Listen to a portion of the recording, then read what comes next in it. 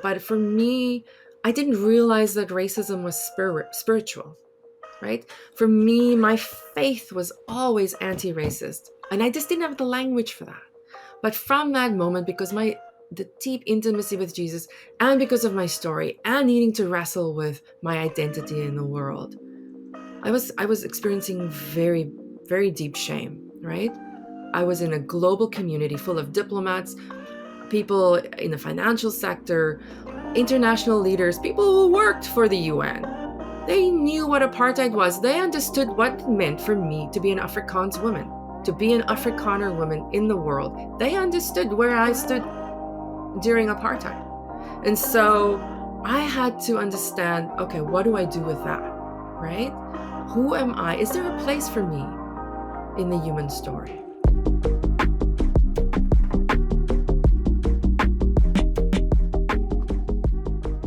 Hey friends, welcome to the Word Made Digital podcast on YouTube. I'm the host, Joanna LaFleur, and this is season 8 of the podcast. Thanks for joining, for catching these episodes. We're leaning into hope and positivity for the future because it's been a rough couple of years. So enjoy this episode of the podcast. And hey, if you want to check out 7 seasons of archives of the podcast, as well as tutorials, practical help for you in church communications, creative, websites, social media, we got it all here on the YouTube channel, so subscribe now and enjoy this episode.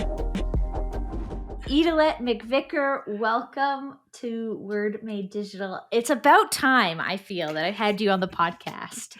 And it's been so long since we've been in the same place. This is a good excuse to get together and hear how you are and hear and learn from you. So welcome. Oh, thank you so much. Thank you so much for having me, Joanna. I'm just honored to be here. I'm thrilled to be here. And it's so good to be with you.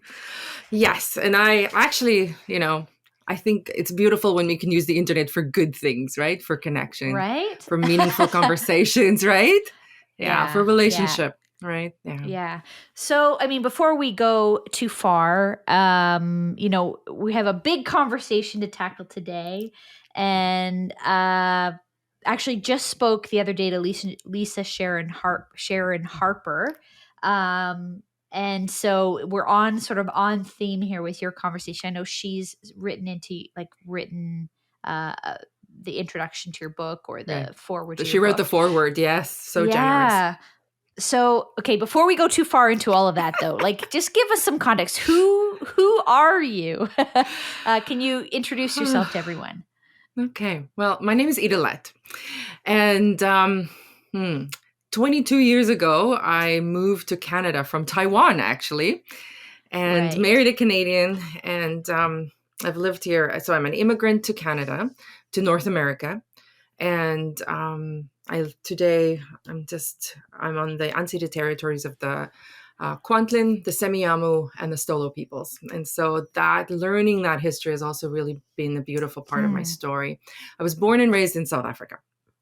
And so that is what's going to shape our conversation today, I believe. Yes. I'm a writer. I'm a creator. I like to tell stories. I have 3 teenagers and 2 dogs now.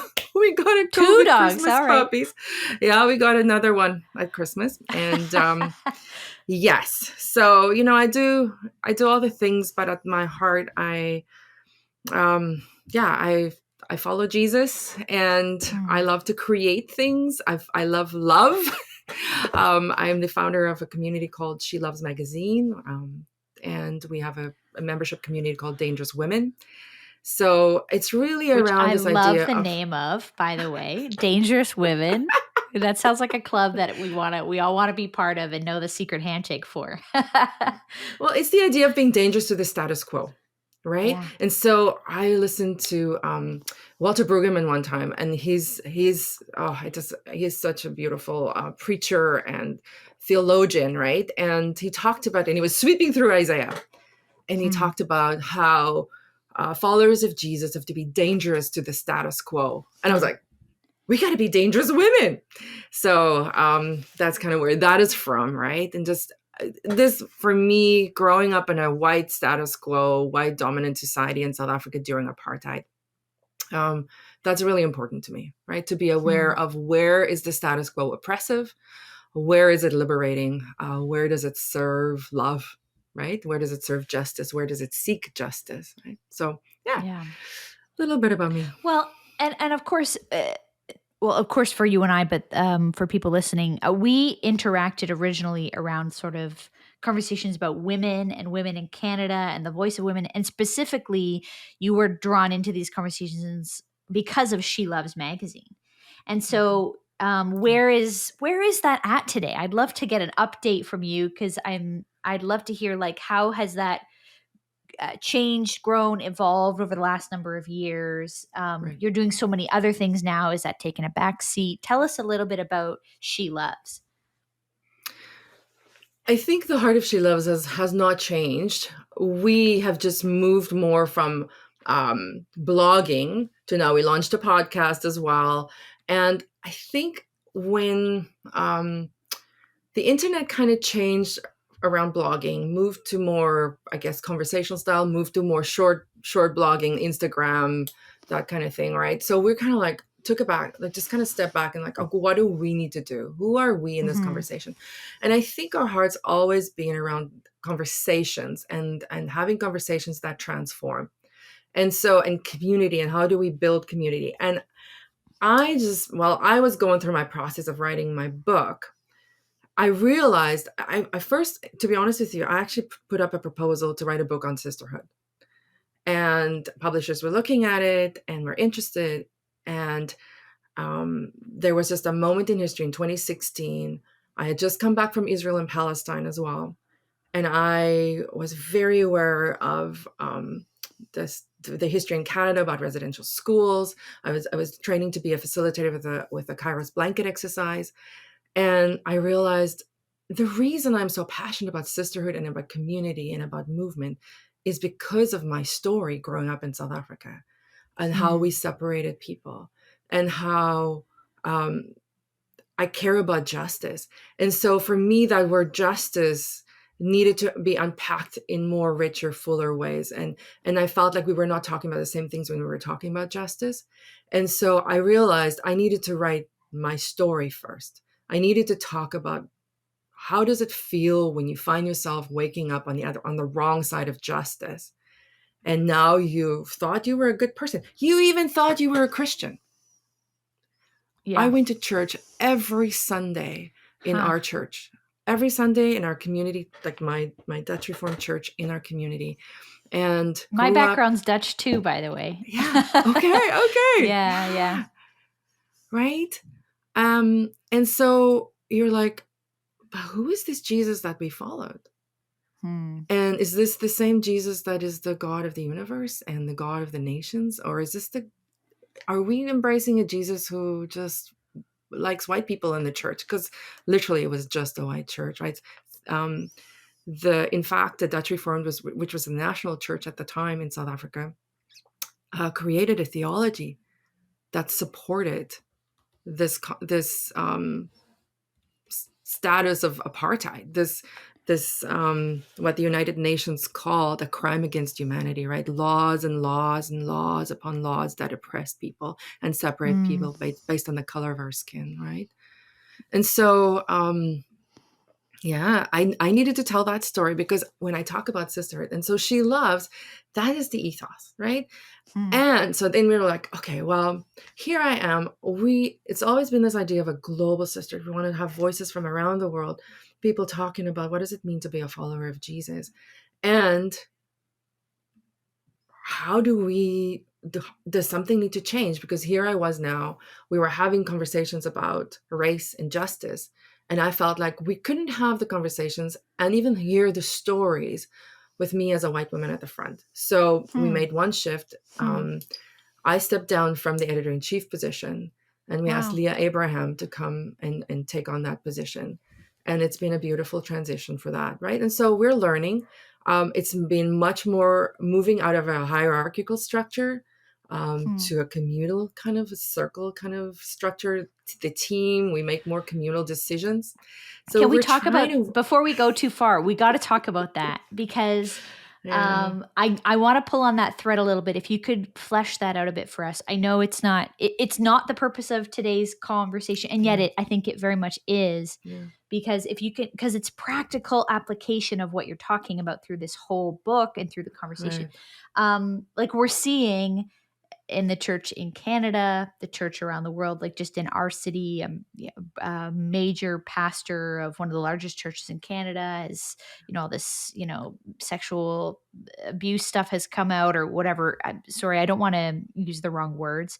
There's been sexual misconduct and abuse of power and things like this by him towards women in the church. And this has all come out, recently. And then you see the Brian Houston of Hillsong has just been come up recently. It just seems like every month there's somebody new, and it's sort of in response to that. One of the things I've been seeing is questions about: is there a different way we could lead?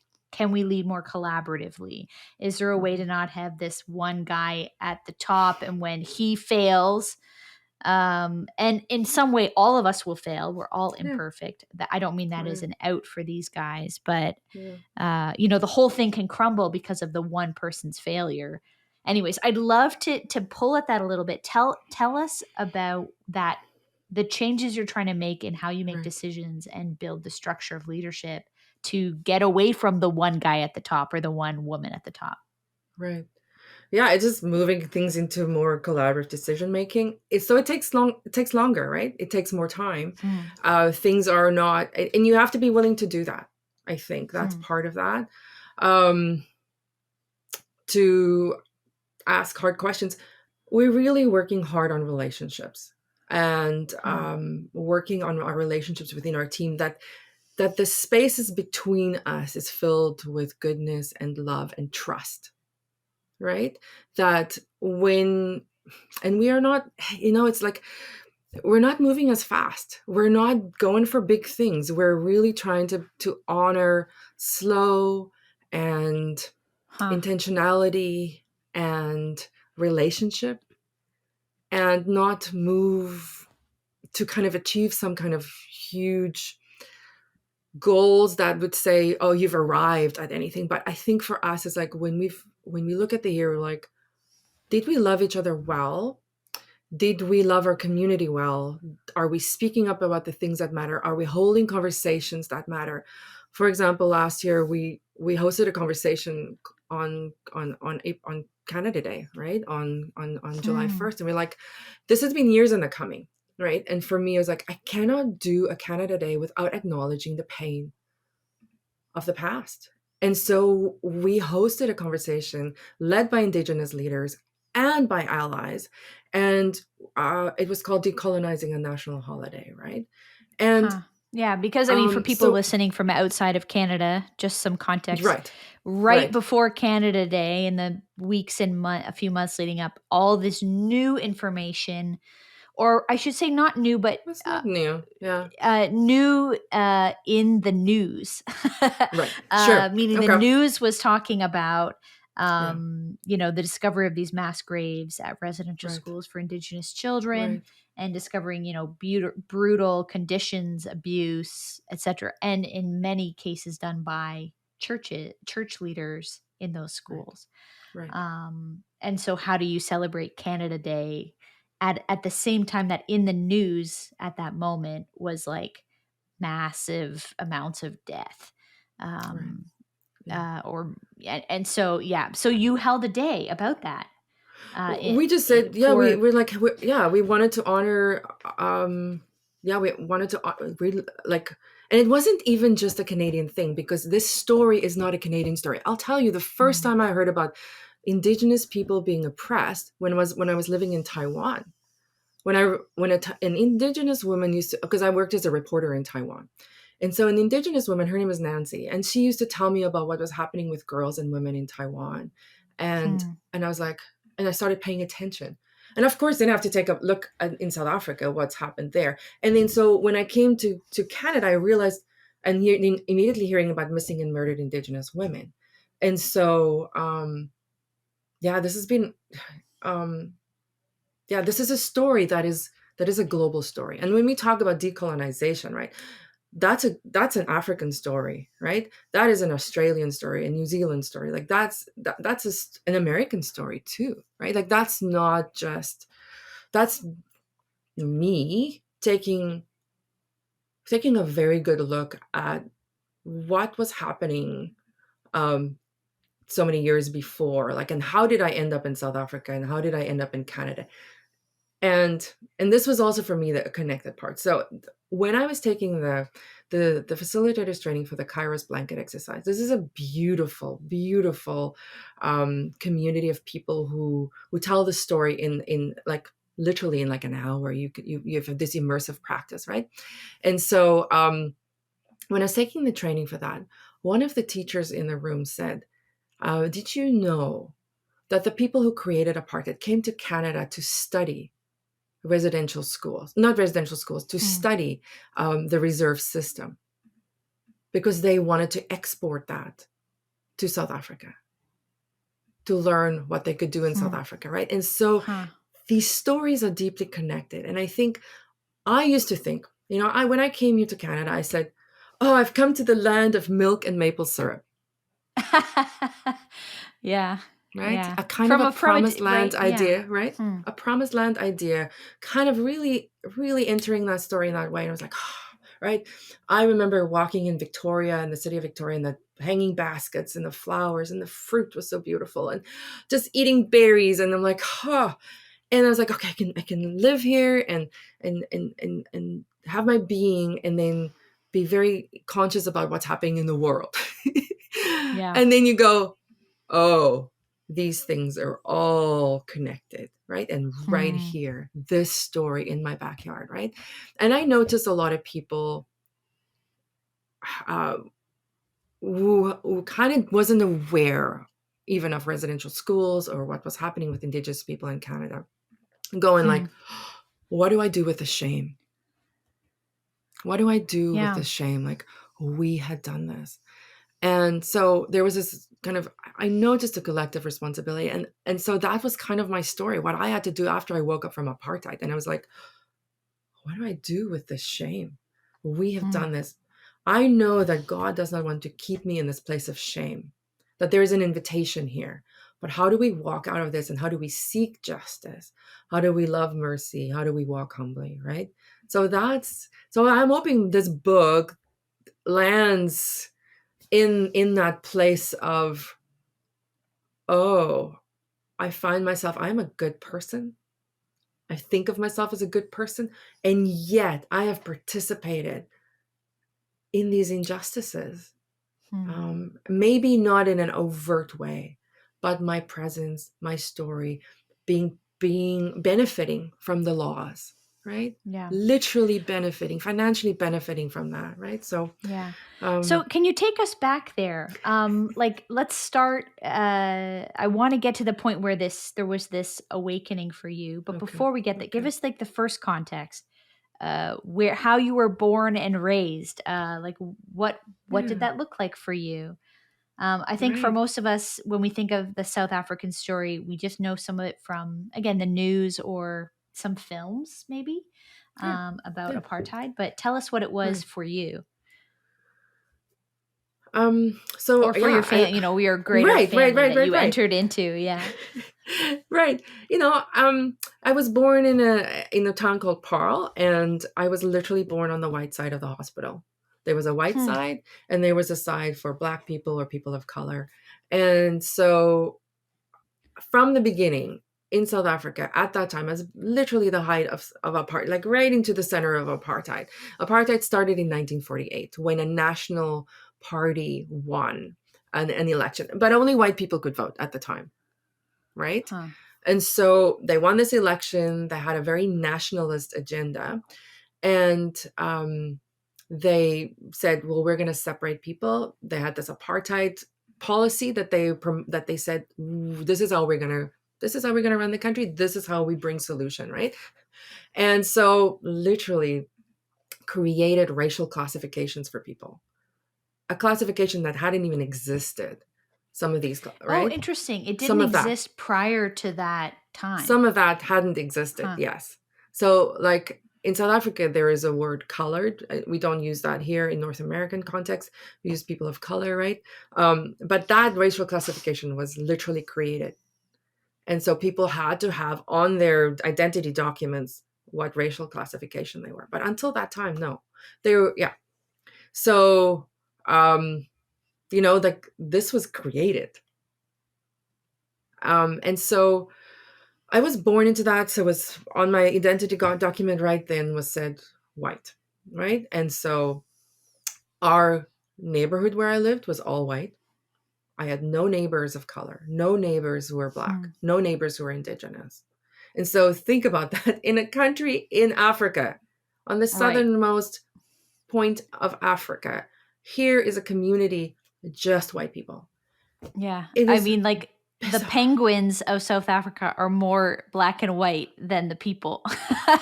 Yeah, right. Yeah. Yeah. So, So yeah, so I grew your up context, you grew up in a white white bubble, context. Yeah, white you had bubble, white, I right? assume a white church, white school. So white church Yeah. in the neighborhood, white all white students, all white teachers, and really a hierarchy of even how jobs were assigned.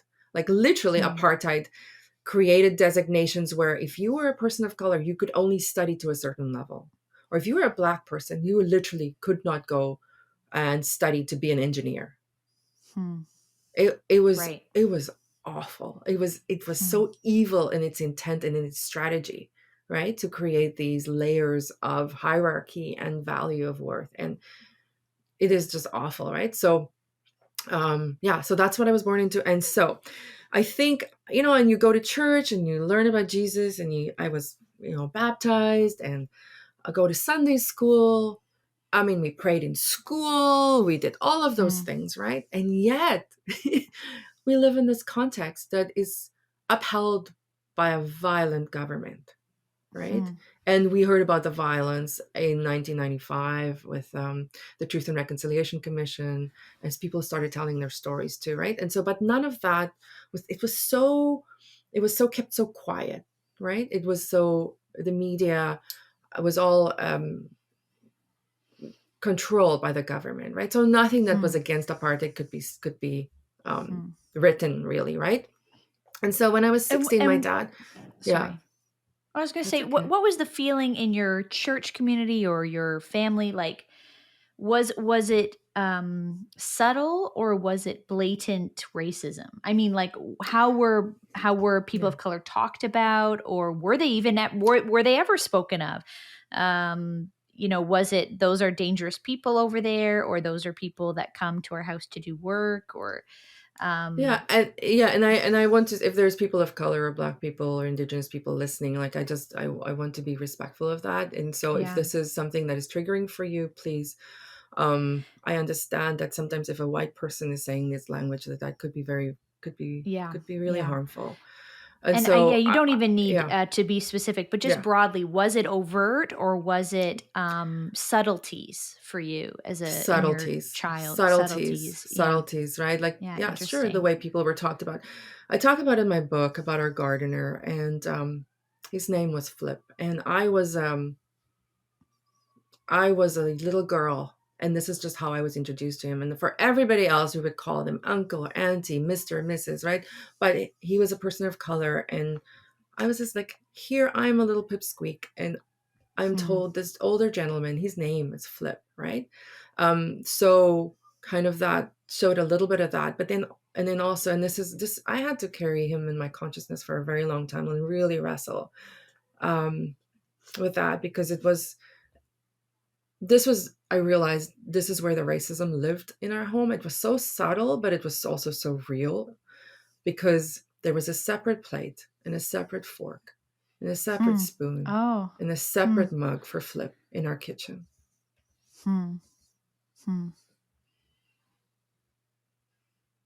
Wow. And so that was our racism, right? And so here, yeah.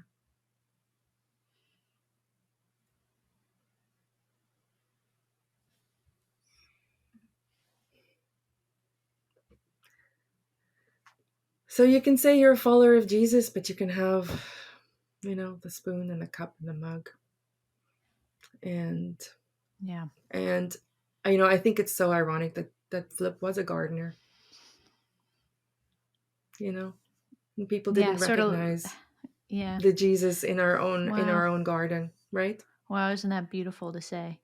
Yeah. Yeah. Yeah. I love that image.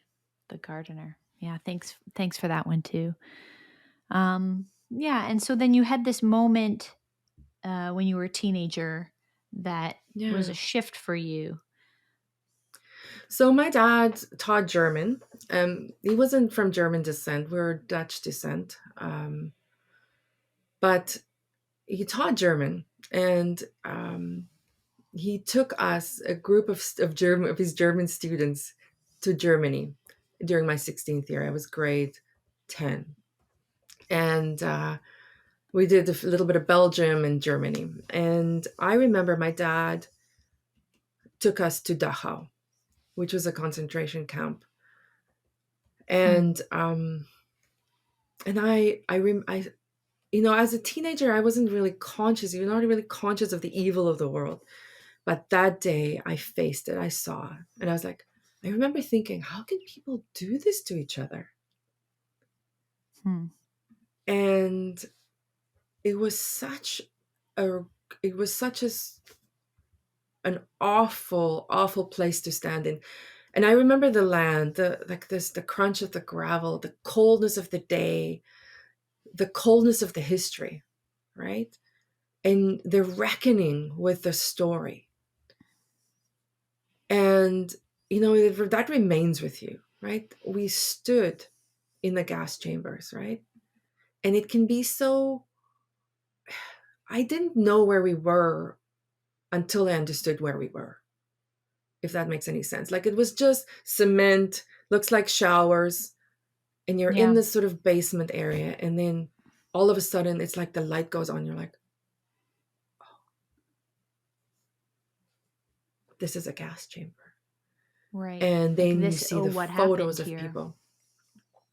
And so Yeah. I went home with that consciousness, still thinking, this is in Germany. But I take that consciousness home now.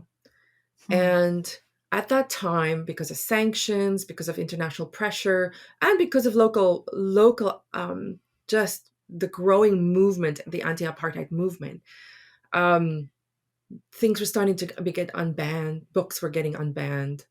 Um, and so I walked into the library. Like, I was an avid reader, and I walked into the library one day soon after that trip, and I remember just walked in, and there was a turnstile, and this little sign up says recently unbanned books. And I was like, Wow. They interesting. even labeled them. That's so interesting. Recently They unbanned made them books. easy to find then.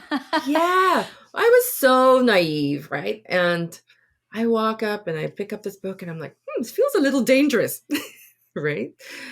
And I was like, but what can be a book can be so dangerous, can it? Right? And Right. then I started reading that book, and it was called A Dry White Season. And it was a white author, but he talked about a relationship with a Black man in a way that I hadn't heard. And also, Hmm. he told a story of apartheid and of South Africa that I hadn't heard in that way. And it was like, as I was reading this book, it felt like the construct of my childhood and of my understanding of identity and who I was in the world and what goodness was and who good people were and who I was in the world crumbled. Wow. And so, yeah, it was a huge shattering of just my understanding of life, really. What was faith? Um, and so Well, I, and what I love yeah, too is that you're reading it at an age where you're still willing to change your worldview. Where right, I think that, I don't know what the psychology of it is. The right, experts would say there's probably the younger you are, the more able you are to get new information and consider a new perspective, see the world yeah, differently. But the more ingrained you become in a I way of guess. thinking and there's more at stake, or the Right. costs just get higher and higher, which is why you don't often see a 50-year-old change their mind. The It's much cost. harder. Yeah, the The cost gets cost higher is and higher. high. I Yeah. think so, right? And yes, what are we willing to do for that, right? Yeah, and Yeah. I think that, I mean, I come to that idea of be transformed by the renewing of your mind, right? Like, and I think so Mm. that is so important, right? That renewing. So that for me was like a shattering. It was not a gentle renewing. This was a shattering, and I was disillusioned. I was angry. I was angry with my teachers Mm. who had told me a certain story about history, right? I was angry with faith leaders who had said, huh, this is how you follow Jesus. And I was like, but you created apartheid. How can you justify? How do you reconcile these two things? I was angry with government leaders, right? So here you're Mm. like, you're taught to honor the leaders, right? And and so I I was angry with that, right? And so that was a whole process too of learning, what do I do with that, right? So I was angry, disillusioned, and just kind of left everything. I was like, I didn't have language to process it with. I didn't have people to process it with. We didn't talk about these things. People didn't talk about apartheid. White people didn't talk about apartheid, right? We like to talk about rugby and the braai and the weather, right? So the good, just like the light stuff, right? So I didn't have anybody to process with, but at the same time, things were opening up. 1990, Nelson Mandela was released from prison about 15 minutes from where I lived, actually. Wow. And yeah, and 1994, we had our first democratic elections, right? So I still thought, because I know I'm no longer supporting apartheid, I am a good person in this story. Now I am the progressive thinker. I am the liberal thinker. I am the good person in this story. Mm. And I was like, mm. And then I went to Taiwan, and I was not expecting this, but this is where I met Jesus in a new way, right?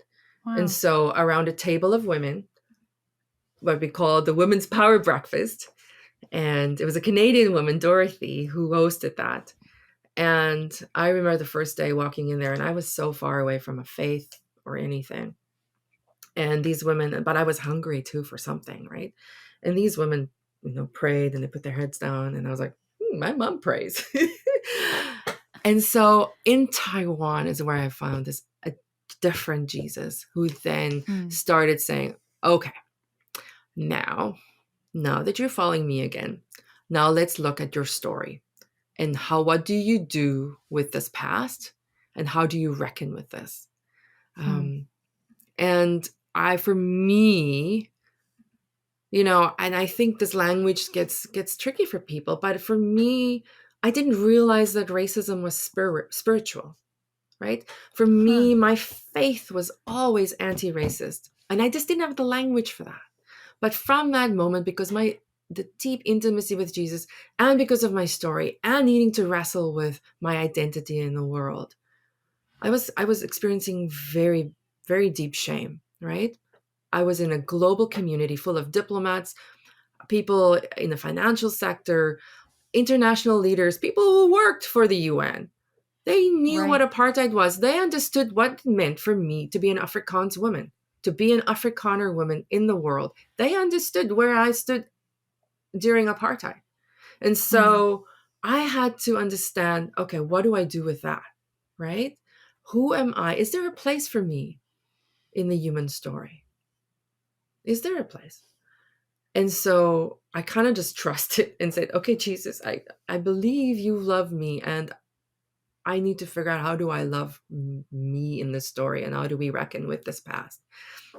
And so, um, yeah, there's a beautiful South African theologian, Lerato Kobe, who used that language. Racism is spiritual, and I think I Mm. didn't understand it until I didn't I didn't have I couldn't name it the way she named it, right? Until when I was like, yeah, that's it. That is it for Mm. me. So this, So yeah. if we talk about racism as spiritual, or also spiritual. It could be, it's other things too, I Yeah. suppose. But Yeah. if it's Yes. Yes. Yes. Yes. spiritual, Yes. how does that change how we attack it, address it, tear it down,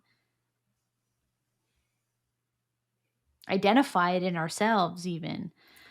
Yeah, and maybe I wouldn't use war language for that either, right? Like I would Okay. use, and Jesus says stand, like stand Mm, firm, right? Put on love. Put on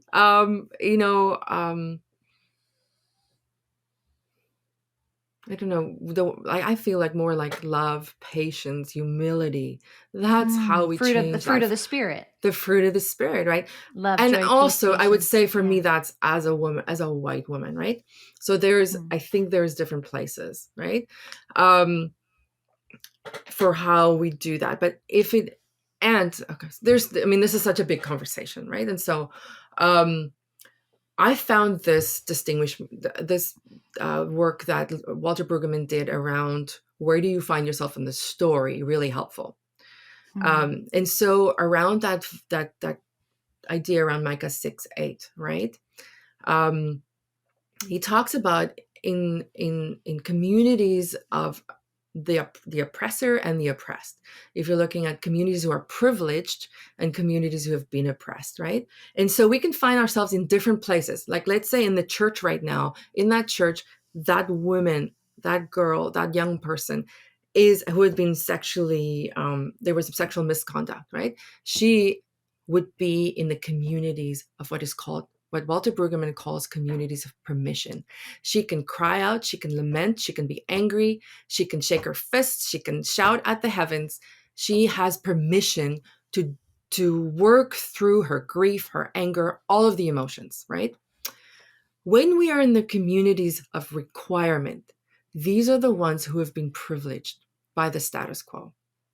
mm, They're the ones who the text says we have to seek justice, love mercy, walk humbly, right? So I mm, think it's important in a story or in a context that we identify, where do I find myself in the story? Am I in the privileged community?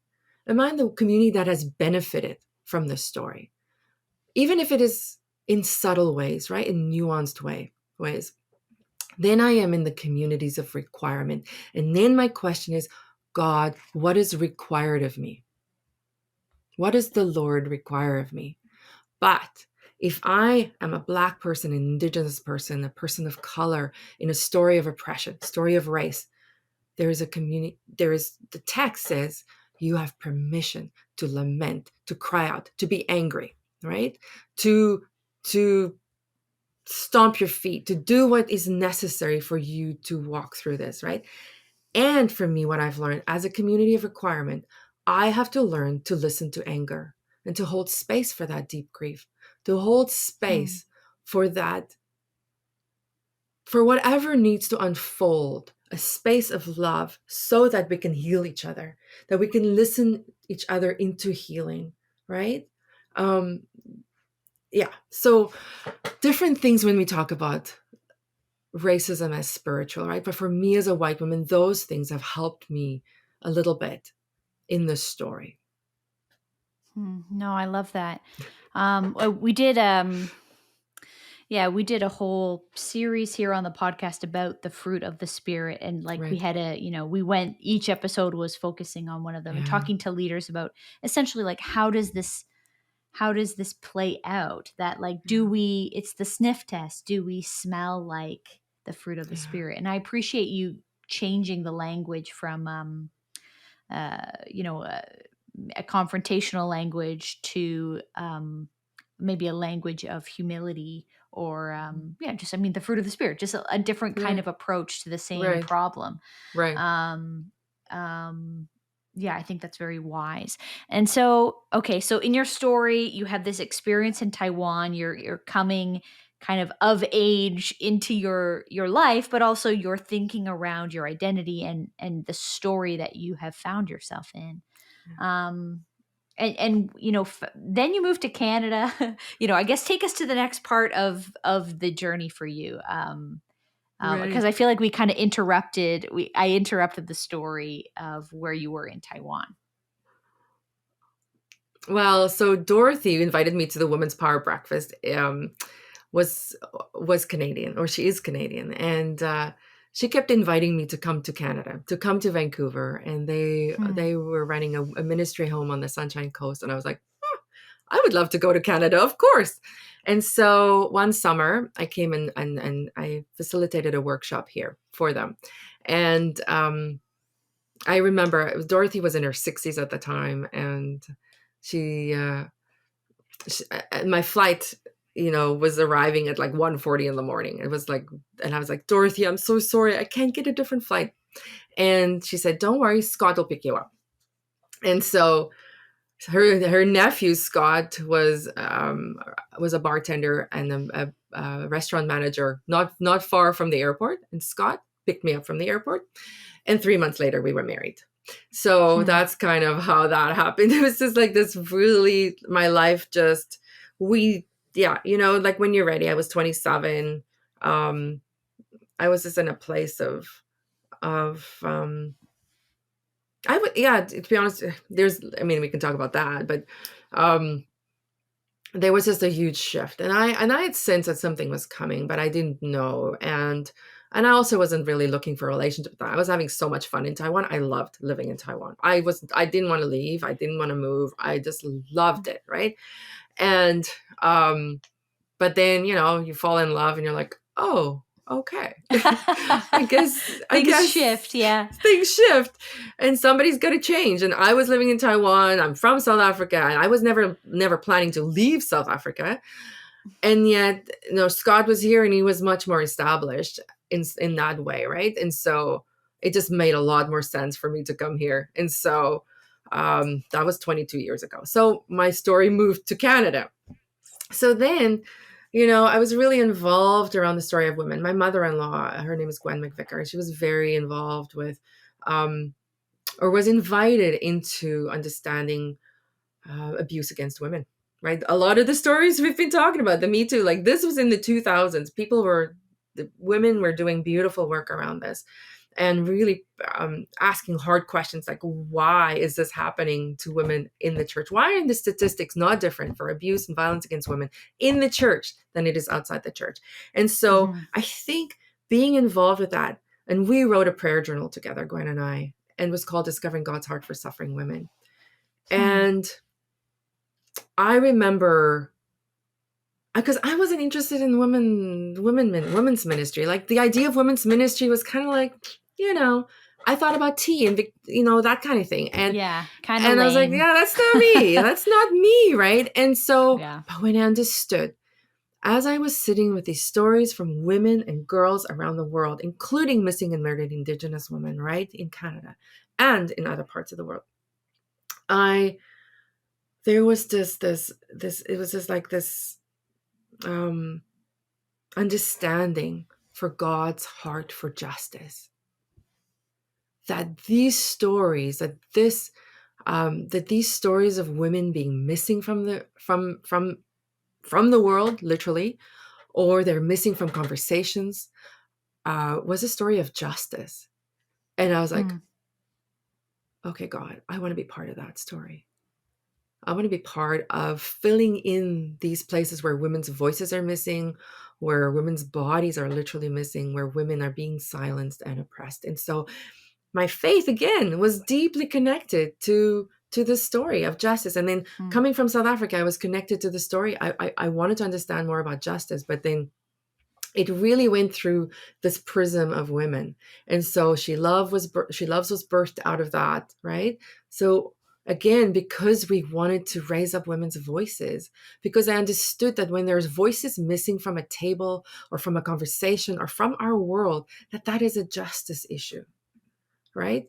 And so that was really the from the beginning the ethos of She Loves too, right? And so, and then of course we come, and meanwhile I was healing, trying to heal the story of growing up in South Africa. And I think it was so helpful for me when I started reading Desmond Tutu's book No Future Without Forgiveness. In fact, it was Danielle Strickland who recommended that book to me at that time. Just, you should read this book. And I remember I could only read like a line or two, sometimes just a paragraph, because Mm. I didn't have the, like the, what's, I didn't have the capacity yet. It's almost like mother's, like milk and eating solid foods, right? Like, because I didn't have the capacity yet to really grapple with the story. And so it was really this becoming in reading Desmond Tutu's book, right? So line by line, wrestling, holding it up as a mirror to me, right? And then the incredible permission and gift that he gave for me in that book through the concept of Ubuntu, which is an Mm. African concept. I don't know if you've Yeah. encountered that, right? Just Yeah. the idea of we are human together. We belong to each other. And how beautifully he talked about white people and black people and people of color and indigenous people and how we belong to each other. And that white people didn't get it. We didn't get it. Mm. And so, and yet he was in his graciousness and in his spaciousness and expansiveness of understanding God's love, made room for this white Afrikaner woman to say, oh, I actually can think about this. I actually can try to move into this and move and try and find my becoming, because Ubuntu says I belong in this circle of humanity. It was very hard for me to believe that for a very long time. And Mm. so, but through the generosity of that, even that concept, and to see, you know, um, this, we talk about the body. We are one body. We're connected to each other. It's a beautiful concept, right? It's a spiritual concept again, right? Of belonging to each other. And Right. so that for me was then a real healing moment and journey, and an unfolding journey, right? And I'd be honest with you, as I was trying to kind of heal some of the stuff in my life, in my identity, it wasn't always race related. But every time I was trying to deal, why am I feeling so stuck in this area? Mm. I would go back to my journals, to God, and every time I would be pulled back to a story in history of what had happened in South Africa. Mm. Um, and so like I felt this very deep division in my own self, right? This very separateness. And every time it's like I had to go back and kind of just, okay, look at this story. What happened here? What did that do in the land? What did that do in the consciousness of people? How did that impact me as a little girl growing up in Paarl? One of the big stories I write about in the book was in 1976. And this took me years to unravel and to even have language to be able to I can talk about it like this. I'll be honest with you, right? Um, but in 1976, there was a photograph that went all around the world, and at the time in South Africa, the apartheid government decided to make Afrikaans, my mother tongue, the official language of instruction in schools. And so they wanted to say every person, whether you lived in Soweto or whether you lived in Paarl, when you went to school, you had to learn in Afrikaans. Okay, people weren't all speaking Afrikaans. We now have 11 official languages. 11 official languages, right? And so Mhm. there was this, then the students in South Africa rose up and had this protest. And there was a 12-year-old boy, and he wasn't supposed to be in the protest. Years later, I read this in the statement in the Truth and Reconciliation Commission, in their statements. Years later, I read about more of his story, and so I learned that his sister said that he wasn't even supposed to be there that day because he was so young. He was supposed to be in his own school, but these were high school students who were marching to protest against these laws, and And so, but he followed along, and it was a peaceful protest, and then the police opened fire. They were opened fire on the crowd, and Hector Peterson, a 12-year-old boy, black boy, was killed. And there was this photo that went around the world of okay, of this man carrying Hector and his sister Antoinette Sitole running next to him. They're looking for help. They feel helpless in the face of so much injustice and of this violence, right? Yeah. And I learned that as protests then were picking up and kind of were running around the country, because this was a big story in South Africa. This was even connected to my story as a little girl, and so I wrote about that. And it's very tender for me, and it's because it was such a huge moment. But I understood deeply my connectedness, that I belong to Hector Peterson. I belong to Hector Peterson, and that injustice that was done against him is connected to me, and I have a responsibility. And so, what is required of me? What does justice ask of me to do? And so, Right. part of the story is a story of repair. There's a lot we can talk about, and this is also unfolding, right? Because the story of repair and restitution is a story that is we have to figure out what we do with this, right? How do we Right. repair the past? And some of that is financial, right? Mm-hmm. And Well, so I talked about this with Lisa just a few yeah, days ago in yeah, regards to her own book, tracing her own story. And, I'm not an economist. So my immediate response is, reparations, when we talk about that, money. hmm I immediately think we couldn't possibly have enough money. Not that money would fix a problem, but just even literally, we don't have the money to pay or compensate for all that has been done. And, what she was trying to teach me was actually it's not as much as we think it would be, and hmm we have the money. It's more about the will to use it in this way, right, yeah, i.e., when jillions of dollars were spent in COVID, right, suddenly, government found the will and found the resources to pay for this thing. And so right, she was using that as right, a comparison. We have the money is there if we want it to be, is sort of what she was trying to right, say. yeah. And I don't, is that a conversation in South Africa that's also happening? It is In the way happening. that it's It okay. is happening. It's not. It's in small, slow pockets, but it is happening. Um, and so it's interesting. So there's things like, and I might get the facts wrong here, but you think about when the British government um, stopped slavery in their communities around the world.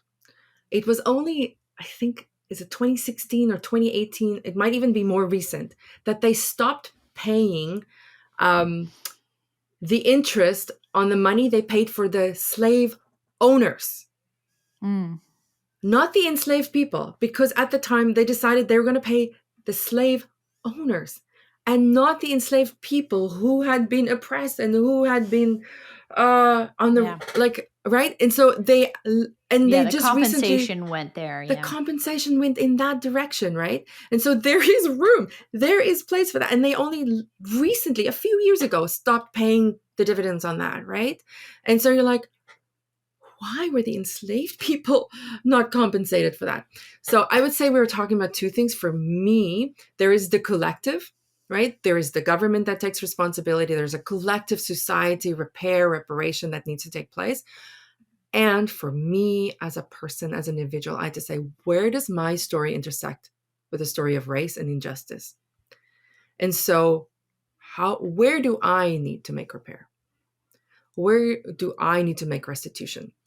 Um, there is a story that I talk about that in the book too, and I've learned that from wise people in South Africa who've written a lot about repair and restitution. And there's a story just of it's kind of like there's the white person in the story and there's a black person in the story, and the white kid, they're friends. The black kid and the white kid, they're friends, and the white kid takes the black kid's bicycle. He literally steals his bicycle and says, oh, I like this bicycle. I'm going to take it, and I'm going to take it for my own now. So he takes the bicycle. He enjoys the bicycle and lives carefully and freely with the bicycle. But these two friends miss each other. And they miss each other, and then over time, they kind of come back together, and they're like, oh, shall we be friends again? Let's be friends again. And the white kid says, yeah, okay, I want to be friends with you. And the black kid said, yeah, I want to be friends with you. But the white kid doesn't talk about the bicycle. Right. This bicycle was stolen. And the black kid's like, excuse me, you've still stolen my bicycle. And he's still using it to get to work. Yeah. And we're like, that bike enables him to get to a job that helps him get financially ahead, because he took that bike. Right. And now he's financially ahead from all the many days, weeks, months, years he's been using the stolen bicycle to get to work to build his economic future. Whether he has the bicycle now today or not, the bike helped him get or ahead. You could sell it and well, I don't have the bicycle, but here we go. Oh, okay. I need to take responsibility for the bicycle that I have taken, that I have enjoyed the use of. And so for me, that was a very personal question. So even this book, I couldn't be a white woman talking about race and talking about apartheid and profiting off of it. So I was very transparent about that, because I was like, this needs to be said, because I hope that this would be an example for other people too. And this is a cost. This is where we say, what is the cost that I am willing to do? What is my individual responsibility, right? And so 90% of the profits of this book is going towards repair and restitution. So as an author, I get 3 checks. We've received 2. The first check went to, this was in conversation with Indigenous friends who said, okay, so what do you suggest? I want to make repair. I want to make restitution. I live on this land. We're a guest on this land. What do we do? And she just said, the Residential School Survivor Society. And she said, they're doing such beautiful work. And so that first check went there, 90% of that. I had to wrestle with that too, because I was like, okay, 10% is for me as a woman, also owning my place in a patriarchal society, because South Africa was incredibly patriarchal. And so there's that piece. So there's, for me, as a place of honoring myself too in this story, and my dignity as a woman, right? So 90% of this, so 30% to Canada, 30% to South Africa, 30% will be to the US. So already the 90% of the second check went to South Africa, and a beautiful conversation. Again, okay, what do we do? What do we do with this? And a conversation then with friends. And even in that conversation, how beautiful then is, like, even the conversation itself felt like repair, right? Just to be able to talk about that, to invite friends in, to say, heck, even for me to decide feels like they were giving their suggestions. I was like, we're deciding this together. I want you to have a voice in this money. And so, of course, this is a conversation with my husband, for him to understand that how important this is too, right? Yeah, I mean, but I can appreciate the marital conversation around, so I'm going to be working on this project for months or years and not really make any money for our family from it. I mean, it's real. I mean, what I mean is, it's the real effects of a decision to do this. Your kids got to go to school and eat and, all that other stuff, and you're giving a huge amount of your time to this. So I can appreciate the wrestle that would be for you at all levels. It just, and it was really, it became very clear. I have a beautiful friend, my friend Renee August, and I write about her a lot, and she's just an incredible human being. And she's my friend, and her family had lost so much because of apartheid. And And I just looked at Scott, and he loves Renee, and I just and I just said to him, I cannot look my friend in the eye, and it's not just Renee, any of my friends, um, and look them in the eye and say, I benefited again from writing about the story of apartheid, Hmm. right? And so I think there's, again, so this is like, I hope this is, even as we were sending the money, did it prayerfully, right? Like that would be a transmission and not just a transaction, right? Hmm. That we would be part of this is a way to heal the land and heal the stories between us, heal the relationships between us, right? Um, yeah, I hope that can be part of that. So let's talk about the church. I mean, it's a big, broad one, so you can go in a few different directions. But um, as you've been doing this work yourself, um, what do you see that a church or any church has done? Has there been any group of Christians that you feel like encouraged by their responses here? Not just there's probably, we can all think of lots of bad news, but do you see anyone who you feel hopeful and encouraged by, who are giving this conversation a fruit of the spirit kind of approach? Yeah, Is there anyone we can look to?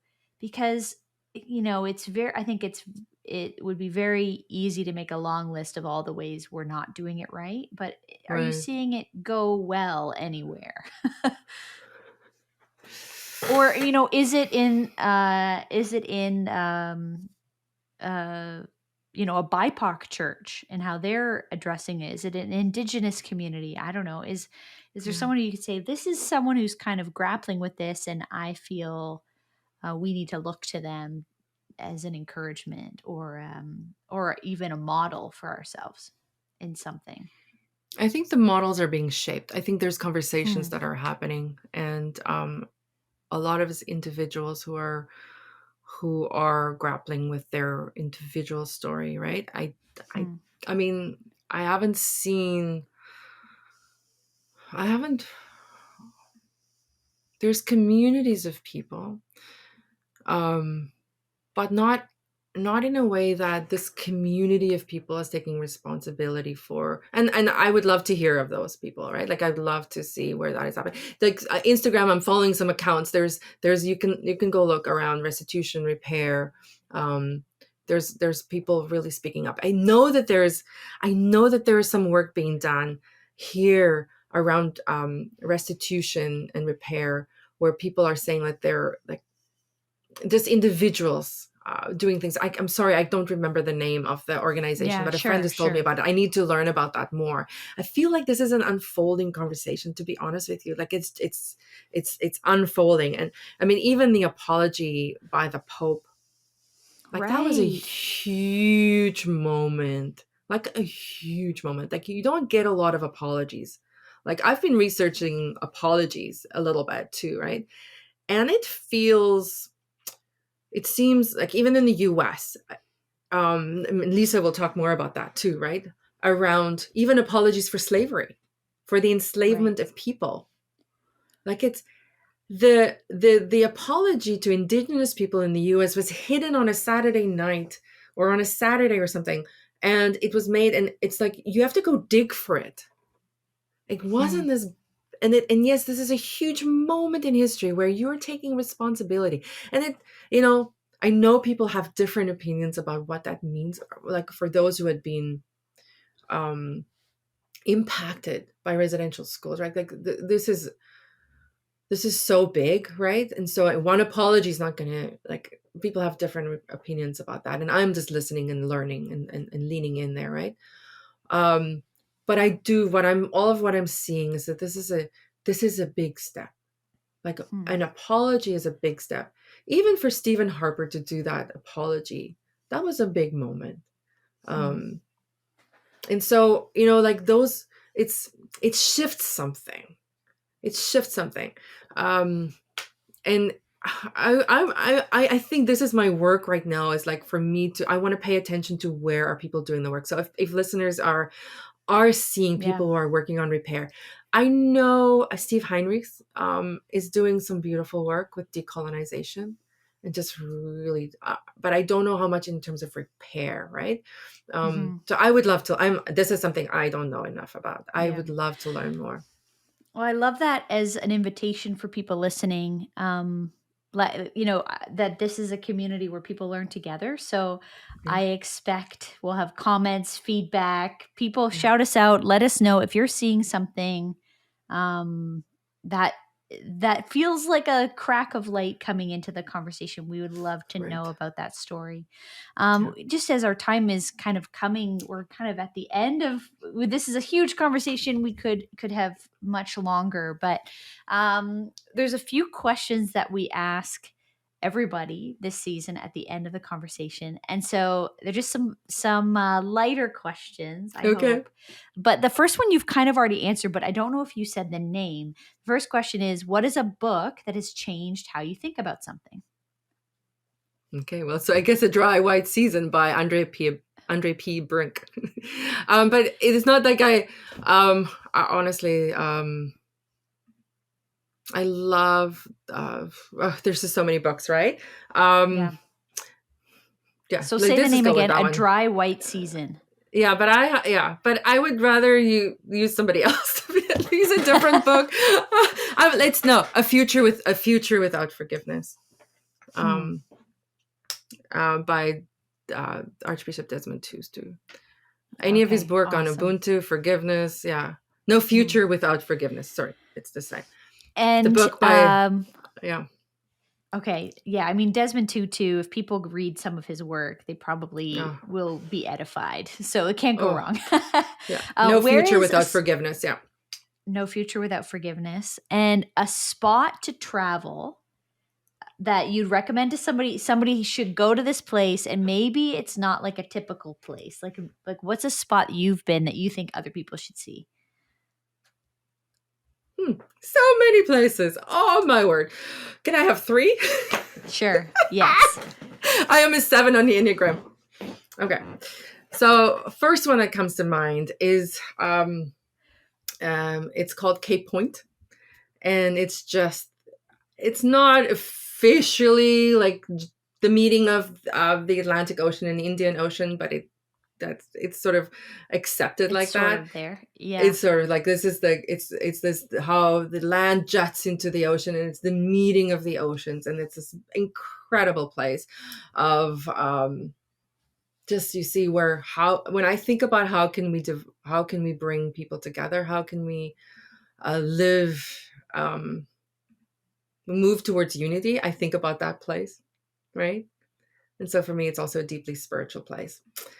And then I think about a tea house in Jofin in Taiwan. It's just incredible to go sit in a tea house and do the traditional tea ceremony and the little lights and of the Oh, little amazing. community. It's a little community called Jofin. Okay, now I have to think about the third. I Somewhere love in the your south. hometown. I mean, your home is in like where you live now. Oh, Where should okay. people, if people go to your town, where should I live in people Surrey, British Columbia. go or eat or, Oh, yeah. well, we have a restaurant, so I would say Milltown Bar and Grill. Hey, there we go. That's it. Go to Milltown Bar Grill in Surrey, Oh, BC. the picnic tables on a beautiful day is one of my favorite places to be in the world. It is just so Amazing. beautiful. Yeah. So, Yes. two more questions quick for you. What's a movie that has made you cry when you watched it? Oh, I've Could be cried a most Disney movies. movie, could be a sports movie, could be a whatever. Oh dear, I cry in most movies, to be honest with you. I think this is the first movie that comes to mind just because of um and I wouldn't say it made me cry, but I mean maybe it did because it just was like, this is Matrix. I love the Matrix. Yeah, yeah. And the last question, what's your go-to ice cream? If you had a flavor of ice cream, there's 50 flavors, you got to pick yours. Which one is it? Probably salted caramel. Salted caramel, good one. Mm. And Idelette, yours? thank you. Oh, mine is probably mint chip.